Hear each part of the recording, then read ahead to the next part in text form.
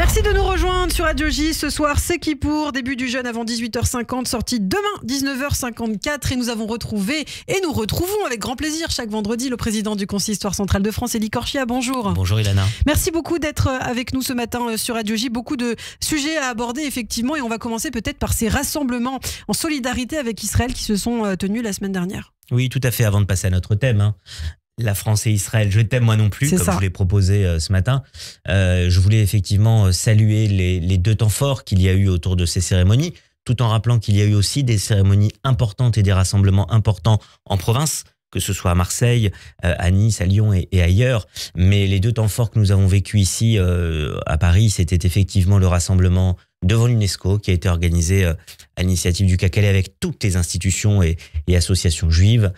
J'avais participé aux réunions préparatoires avec mon ami Robert Sbili et toute son équipe formidable du KKL.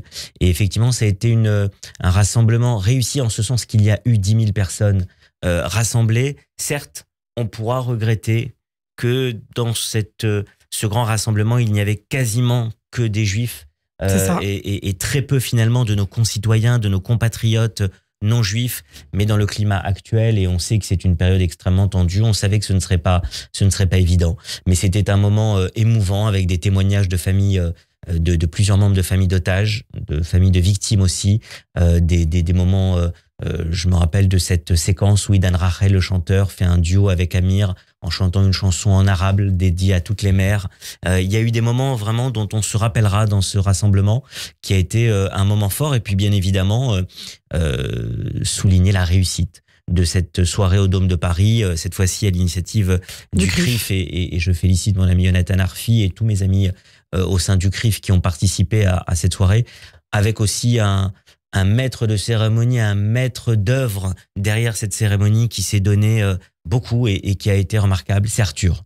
Et vraiment, je veux rendre hommage ce matin sur votre antenne à Arthur, qui a millimétré vraiment sur cette cérémonie au Dôme de Paris, cette soirée avec beaucoup de moments très forts. J'ai eu moi-même l'honneur d'intervenir avec Laurence Ferrari et mes confrères Mario Stasi et Ariel Goldman sur la partie de l'antisémitisme en France depuis le 7 octobre. Mais on a vu des moments bouleversants autour des otages, autour des victimes. On a vu aussi, là aussi, des moments forts avec Charles Gainsbourg et Yvan Attal qui ont livré des lectures de textes très poignantes. Amir et Patrick Bruel aussi qui sont intervenus sur scène. Non, c'était une soirée importante et beaucoup. Alors là, il faut le dire, outre le discours du Premier ministre Michel Barnier, évidemment, qui était un des moments forts de cette soirée. Beaucoup d'élus, beaucoup de membres de la société civile aussi qui sont venus à cette soirée pour dire l'attachement qu'ils ont par rapport à Israël et par rapport à ce qui s'est passé le 7 octobre et le soutien aux otages. Alors vous avez justement intitulé, Elie, cette chronique « La France et Israël, je t'aime moi non plus » parce que vous souhaitiez aussi revenir sur les récentes déclarations d'Emmanuel Macron qui a appelé à un embargo sur les armes livrées en Israël. On a vu que la relation a pu se tendre entre Benyamin Netanyahou et Emmanuel Macron notamment. Oui, ça faisait déjà un certain temps que ça durait.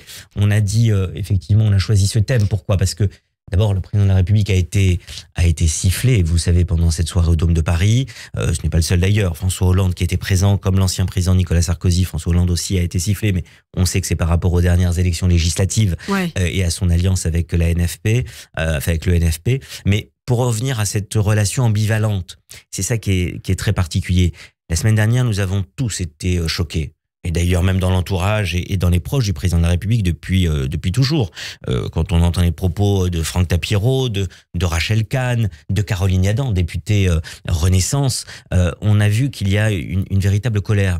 Pourquoi ? On ne peut pas dans le même temps, et c'est toute la limite du en même temps finalement, on ne peut pas dans le même temps dire que la France est un allié indéfectible de l'État d'Israël, comme cela a été rappelé à la fois par le président, mais aussi par son ministre des Affaires étrangères aujourd'hui, Jean-Noël Barrot, et demander que la France ne puisse plus bénéficier des armes et qu'il y ait quasiment un embargo, même surtout si le mot qu'il n'a pas s'agit été des armes utilisé. défensives. Voilà, même si le mot n'a pas été utilisé, en tout cas, cette déclaration sur les armes défensives et par rapport à ce qui se passe dans la bande de Gaza, à 48 heures de ce qui s'est passé effectivement de la commémoration du 7 octobre, c'est quelque chose qui n'était pas entendable. Alors le président de la République a dit non, mais c'était une déclaration qui avait déjà été faite 15 jours auparavant. Mais quoi qu'il en soit, quand on a des conseillers diplomatiques qui conseillent ça, effectivement, on peut s'interroger sur l'opportunité et le fondement.